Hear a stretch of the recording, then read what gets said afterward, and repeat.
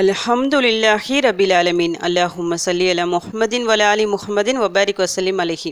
அஸ்ஸலாமு அலைக்கும் வரஹ்மத்துல்லாஹி வபரகாத்துஹு. வெல்கம் டு வாய்ஸ் ஆஃப் ஈமான். எல்லோரும் எப்படி இருக்கீங்க? நல்லா இருக்கீங்களா? அல்ஹம்துலில்லாஹ். அல்லாஹ் சுப்ஹானஹு வ தஆலா உங்களுக்கு நீண்ட ஆயுளையும் ஆரோக்கியத்தையும் வழங்க வேண்டும் என்று துவா செஞ்சு ஆரம்பிக்கிறேன். இந்த உலக வாழ்க்கையே ஒரு சோதனை களம் தான். அல்லாஹ் சுப்ஹானஹு வ தஆலா தன் அடியார்களை பல விதங்களில் சோதிப்பான். இப்படி சோதிக்கும்போது நாம் பெரும்பாலும் அதிகமாக பாதிக்கப்படுகின்ற ஒரு விஷயம் வறுமை. வறுமை சொல்லிட்டு ஒரே ஒரு லைனில் நம்ம சொல்லி முடிச்சிடலாம், ஒரு வார்த்தையில் சொல்லி முடிச்சிடலாம். ஆனால் அந்த வறுமையின் காரணமாக பல கஷ்டங்கள் நமக்கு வரும். ஃபஸ்ட்டு ஸ்டார்டிங் அந்த வறுமையாக தான் இருக்கும். அதன் மூலமாக கவலை வரும், நோய் வரும், அவமானங்கள், சண்டை சச்சரவுகள் சொல்லிட்டு தொடர்ந்து அடுக்கடுக்காக வீட்டில் பிரச்சனைகளாக இருக்கும். அதுக்கு மெயின் காரணம் வறுமையாக இருக்கும். அந்த வறுமை கூடவே இன்னொரு பெரிய விஷயம் நம்மை தலை தூக்குற, அதாவது நம்மை தூங்க விடாமல் செய்கிற ஒரு விஷயம்னா அது கடன். இந்த கடனும் வறுமையும் சேர்ந்துச்சுன்னா ரொம்ப நம்மளால் தூக்கமே வராது, கவலையிலே ஒரு வழி ஆகிடுவோம்.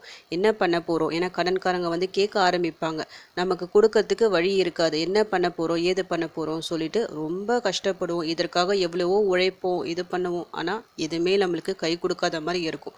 அதாவது வரும், அந்த வரவு நமக்கு சுத்தமாக பத்தாத மாதிரி இருக்கும். அதனால் மனிதனை பாதிக்கும் மோசமான ஒரு விஷயம் இந்த கடன், இந்த வறுமை தான். நபி ஸல்லல்லாஹு அலைஹி வஸல்லம் அவர்கள் இதற்காக பல துவாக்களை நமக்கு கற்றுத்தந்துள்ளார்கள். கடன் இல்லாத வாழ்க்கையை வாழ்வதற்கு அவங்களும் ஆசைப்பட்டாங்க, சஹாபாக்களுக்கும் சொல்லி தந்தாங்க. ஒரு தொழுகின்ற ஒரு முஸ்லீமிற்கு நபி ஸல்லல்லாஹு அலைஹி வஸல்லம் அவர்கள் எல்லா விஷயத்துலையும் அவங்க எல்லா உதவிகளும் செஞ்சாங்க. அவங்க கடைசி அந்த மவுத்து டைம் இருக்குது பார்த்தீங்களா, ஜனாசா தொழுகையும் தொழுவிச்சாங்க. ஆனால் இந்த கடனோட யார் அந்த மரணிக்கிறாங்களோ அவங்களுக்கு ஜனாசா தொழுகை தொழ வைக்க மாட்டாங்களாம். அதாவது அந்த கடன் பொறுப்பை ஏற்கும் வரை யாராவது ஒருத்தவங்க ஏற்றுப்பாங்க. இந்த மாதிரி உங்கள் கடனை நான் அடைக்கிறேன்னு சொல்லிட்டு அவங்க குடும்பத்தாரோ இல்லை வேறு யாராவது ஏற்றுக்கிட்டாதான் அவங்க ஜனாசா தொழுகையை தொழ வைப்பாங்களாம். அப்போ அந்த அளவுக்கு ஒரு மனிதனுக்கு இந்த இம்மையிலும் பாரத்தை கொடுக்கக்கூடிய ஒரு விஷயம், மறுமை அந்த கபரிலையும் பாரத்தை கொடுக்கக்கூடிய விஷயம்னா கண்டிப்பாக இந்த கடன் தான். இந்த கடனிலிருந்து நிச்சயமாக நாம் பாதுகாப்பு கேட்டே ஆக வேண்டும். அவங்கவுங்களுக்கு ஏற்ற மாதிரி கடன் இருக்கும். இந்த கடனை பொறுத்த வரைக்கும் ஏழைங்களுக்கு மட்டும்தான் கடன் சொல்ல முடியாது, வசதியாக இருக்கிறவங்களுக்கும் கடன் இருக்கும். அவங்கவுங்களுக்கு சம்பாத்தியத்துக்கு ஏற்ற மாதிரி ஏதாவது ஒரு கடனை வாங்கிடுவாங்க, அதை அடைக்க முடியாமல் சிரமப்படுவாங்க. அப்படி கடனால் கவலையால் இருக்கிறவங்களுக்கு சந்தோஷத்தை தரா மாதிரி ஒரு அழகான துவாவை தான் இன்றைக்கி நான் சொல்ல போகிறேன். சஹாபா ஒருவர் அபு உமாமா ரதியல்லாஹு அன்ஹு, அவங்கள பற்றி உங்களுக்கு தெரியும். அந்த சஹாபாக்கு நிறைய கடன் இருந்தது. அதன் மூலமாக கவலையாக அவங்க இருக்கிறாங்க, ஒரு இடத்துல இருக்கிறாங்க. அப்போ நபி ஸல்லல்லாஹு அலைஹி வஸல்லம் அவங்கக்கிட்ட போய் கேட்குறாங்க, இந்த மாதிரி எனக்கு இவ்வளோ கடன் இருக்குது, என்னால் முடியல, ரொம்ப கஷ்டமாக இருக்குது, இதிலிருந்து மீண்டு வர ஏதாவது ஒரு துவாவை எனக்கு கற்றுத்தாருங்க, ஏதாவது ஒரு வழி காமிங்க சொல்லிட்டு கேட்கும்போது நபி ஸல்லல்லாஹு அலைஹி வஸல்லம் அவர்கள் இந்த துவாவை கற்றுத்தந்து, இதை காலை மற்றும் மாலை நீ ஓதிட்டு வந்தால் நிச்சயமாக அல்லாஹ் உன்னுடைய கவலையையும் தீர்ப்பான், உன்னுடைய கடனை அடைக்கவும் வழி காமிப்பான் அப்படின்னு சொல்லி இந்த துவாவை கற்றுத்தராங்க. அதன்படி அவர்களும் ஓதி அவங்க கடன் எல்லாமே அடைஞ்சு ஒரு சந்தோஷமான ரஹாத்தான ஒரு வாழ்க்கை அவங்க வாழ்கிறாங்க. அற்புதமான ஒரு துவா, ஒவ்வொருவரும் அவசியம் ஓத வேண்டிய ஒரு துவா. ஏன்னா இப்போ இருக்கிற காலகட்டத்தில் நம்ம எல்லாருக்கும் ஏதாவது ஒரு விதத்தில் இந்த கடன் இருக்குது, கவலை இருக்குது, வறுமை இருக்குது. இதை தொடர்ந்து ஓதிட்டு வரும்போது இன்ஷா அல்லாஹ் அந்த நாள்லேருந்தே நல்ல ஒரு மாற்றத்தை அல்லாஹ் காமிப்பான். ஏன்னா ஆதாரபூர்வமான அழகான ஒரு துவா இது. இப்போ நம்மக்கிட்ட ஓடி போய் யார்கிட்டையும் கேட்க முடியாது.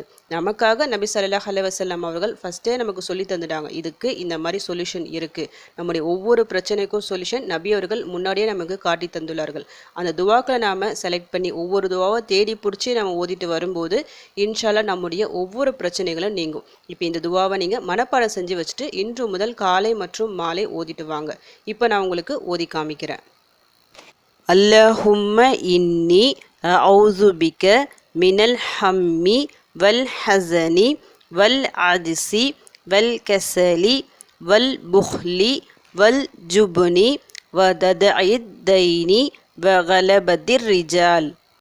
அல்லஹும்ம இன்னி அஊது பிக மினல் ஹம்மி வல் ஹஸனி வல் அஜ்ஸி வல் கஸலி வல் புஹ்லி வல் ஜுப்னி வ ததஇத் தைனி வ கலபத்திர் ரிஜால்.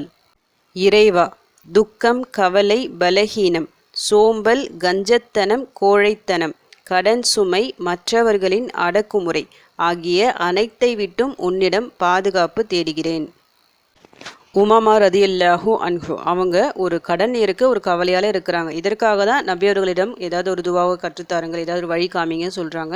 ஆனால் நபி அவர்கள் எத்தனை விஷயத்துக்கு பாதுகாப்பு பெற வேண்டி துவாவை சொல்லி தந்திருக்காங்க பாருங்க. துக்கம், கவலை, பலகீனம், சோம்பல், கஞ்சத்தனம், கோழைத்தனம், கடன் சுமை, மற்றவர்களின் அடக்குமுறை சொல்லிட்டு 8 விஷயம். இந்த 8 விஷயமே நம்மை மிகவும் பாதிக்கக்கூடிய விஷயங்கள். இது எல்லாவற்றிலிருந்தும் இந்த சின்ன துவா நமக்கு பெரிய பாதுகாப்பை பெற்றுத்தரும். கவலையால், துக்கத்தால், கடனால், வறுமையால் யாரெல்லாம் கஷ்டப்படுறாங்களோ அவர்கள் தொடர்ந்து இந்த துவாவை ஓதிட்டு வந்தால் இன்ஷா அல்லாஹ் நல்ல ஒரு மாற்றம் ஏற்படும். இந்த துவாவை நீங்கள் எத்தனை முறை வேணும்னாலும் ஓதலாம். இருந்தாலும் ஒரு 7 முறை 7 முறை சொல்லிட்டு ஓதுங்க. அதாவது காலையில் 7 முறை, மாலை 7 முறை சொல்லிட்டு ஓதுவது சிறப்பு. இன்னைக்கு என்ன கிழமை? நம் அமல்கள் ஏற்றுக்கொள்ளப்படும் சிறப்பான வியாழக்கிழமை. இன்றைக்கி மஹ்ரிப் தொழுதுட்டு 7 முறை ஓதி நீங்கள் ஸ்டார்ட் பண்ணுங்கள். அதாவது மஹ்ரிப் தொழுதுட்டு யார்கிட்டையும் பேசாமல் நிறைய துவாக்களை நம்ம ஓதணும் சொல்லிட்டு நம்ம போட்டுட்டு வரோம்ல, அந்த வரிசையில் இன்றைக்கி இந்த துவாவை ஓதிக்கிங்க. 7 முறை ஓதிட்டு நல்லா துவா செய்யுங்க அல்லாஹ் கிட்ட. எனக்கு இவ்வளோ கடன் இருக்குது, இவ்வளோ பிரச்சனை இருக்குது, இது எல்லாமே நீங்கணும், இந்த மாதிரி கவலையில் நான் இருக்கிறேன், இந்த கவலை என்னை விட்டு நீங்கணும் சொல்லிட்டு நல்லா துவா செய்யுங்க. இப்போ இன்றைக்கினா இன்னையோடு நீங்கள் விட்டுறக்கூடாது. இதே போல் நாளைக்கு ஃபஜ்ரு தொழுதுட்டு 7 முறை, அதே போல் மஹ்ரிப் தொழுதுட்டு 7 முறை சொல்லிட்டு ஒவ்வொரு நாளும் காலை ஃபஜ்ரு தொழுதுட்டு 7 முறை, மஹ்ரிப்க்கு பிறகு 7 முறை சொல்லிட்டு தொழுகையை முடிச்சுட்டு யார்கிட்டையும் பேசாமல் தொடர்ந்து இந்த துவாவை நீங்கள் ஓதிட்டு வந்தால் நிச்சயமாக உங்கள் கடன், கோடி ரூபாய் கடன் இருந்தாலும் சரி, அது எல்லாமே அடையும்.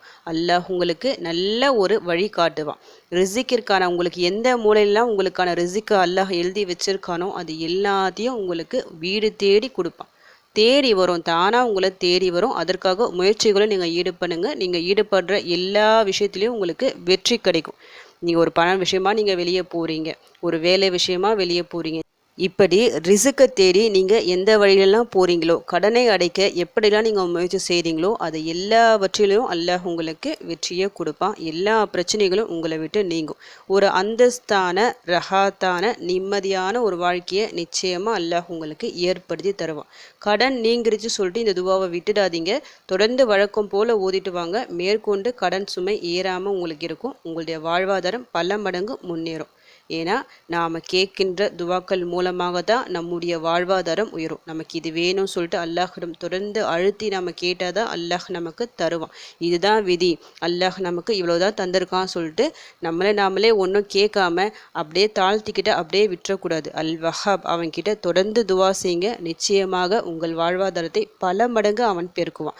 அவன் நினச்சா இந்த ஒரு நாள் போதும் உங்களுடைய எல்லா பிரச்சனைகளும் நீங்குவதற்கு. அந்த நம்பிக்கையுடன் ஓத ஆரம்பிங்க. இன்ஷா அல்லாஹ் இனி வரும் நாட்கள் எல்லாம் உங்களுக்கு சிறப்பானதாக நல்லதாக அமையும். இந்த வீடியோ பார்க்குற யாரெல்லாம் கடன் தொல்லையால் அவசரப்படுறீங்களோ அல்லாஹ் சுப்ஹானஹு வ தஆலா அவங்களுடைய அனைத்து கடன்களையும் நீக்கி ஒரு பரக்கத்தான ஒரு வாழ்க்கையை ஏற்படுத்தி தரணும்னு சொல்லிட்டு உங்களுக்காக நானும் துவா செஞ்சுக்கிறேன். எனக்காகவும் என் குடும்பத்திற்காகவும் நீங்களும் துவா செஞ்சுக்கிங்க. அல்ஹம்துலில்லாஹ். இந்த வீடியோ உங்கள் எல்லாருக்கும் யூஸ்ஃபுல்லாக இருந்துக்கும்னு நினைக்கிறேன். நீங்கள் தெரிஞ்ச இந்த விஷயத்தை மற்றவங்களுக்கும் எத்தி வைங்க. இதன் மூலம் அவர்களும் பலனடையலாம். இன்ஷா அல்லாஹ். அடுத்த பதிவில் சந்திக்கலாம். ஜஸக்கல்லாஹு கைரன் கசீரா. அஸ்ஸலாமு அலைக்கும் வரஹ்மத்துல்லாஹி வபரகாத்துஹு.